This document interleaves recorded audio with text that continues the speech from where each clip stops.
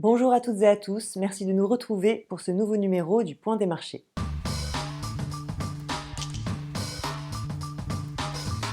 La guerre en Ukraine dure depuis maintenant 3 semaines et affecte fortement les cours des matières premières agricoles. Nous nous intéressons aujourd'hui à l'impact de ce conflit sur le marché du maïs et ses conséquences pour le maïs européen. Bonjour Alexandre, quel rôle tient l'Ukraine sur le marché du maïs? Alors bonjour Adèle. Effectivement, on a les médias français qui parlent énormément de la situation sur le blé qui est la première céréale produite en France, la première céréale exportée en France. Mais quand on se place plutôt à l'échelle européenne, on se rend compte que la situation est encore plus préoccupante sur le maïs. Le maïs, on a des quantités qui sont quand même très importantes, qui sont importées chaque année en Europe. Et de l'autre côté, on a l'Ukraine, dont les exportations sont actuellement bloquées, qui est le quatrième premier exportateur mondial de maïs et qui représente normalement à cette période de l'année environ 20 à 25% du commerce mondial, soit donc un quart des échanges mondiaux à cette période de l'année. Alors quelles vont être les conséquences de cette situation sur le marché européen?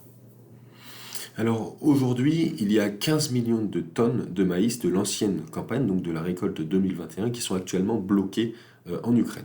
Sur ces 15 millions de tonnes, on estime qu'il y a environ 4 millions de tonnes qui étaient normalement destinées à l'Europe, ce qui représente environ la moitié de nos importations. Quand on regarde sur l'échiquier mondial, on se rend quand même compte que l'Europe est un des tout premiers importateurs mondiaux de maïs, juste derrière la Chine, qui importe des quantités quand même très importantes de maïs ces dernières années.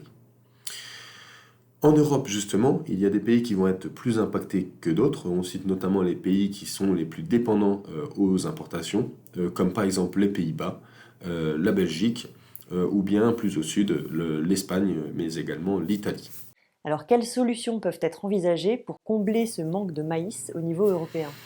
Alors, juste avant de parler des solutions, il y a des problèmes supplémentaires. Notamment en Europe centrale, on a des pays qui sont habituellement de gros exportateurs de maïs, que l'on peut citer comme la Hongrie, la Bulgarie ou la Serbie, qui bloquent actuellement leurs exportations de maïs pour préserver leur marché intérieur, ce qui accentue encore plus la tension sur le maïs européen.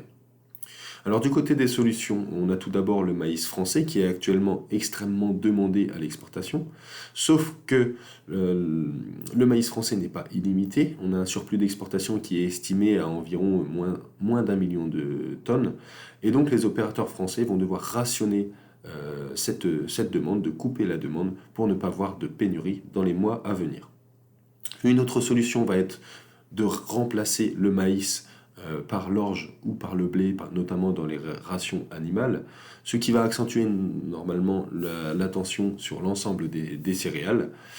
Et une autre grosse solution, ça va être d'aller chercher les disponibilités qui arrivent, notamment avec la récolte argentine, d'aller chercher les dernières disponibilités avec des stocks encore conséquents aux États-Unis. Et par pragmatisme, on a l'Union européenne qui a tout de même accordé à ses États membres l'approvisionnement de maïs qui n'était pas forcément autorisé en Europe, notamment à cause de résidus phytosanitaires ou bien de variétés OGM qui n'étaient pas acceptées auparavant.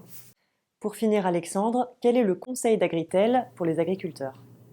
Alors le premier conseil d'Agritel va se destiner plutôt aux éleveurs. Les éleveurs qui ont absolument besoin de maïs, nous leur conseillons de sécuriser les approvisionnements de la soudure de campagne qui s'annonce extrêmement tendue.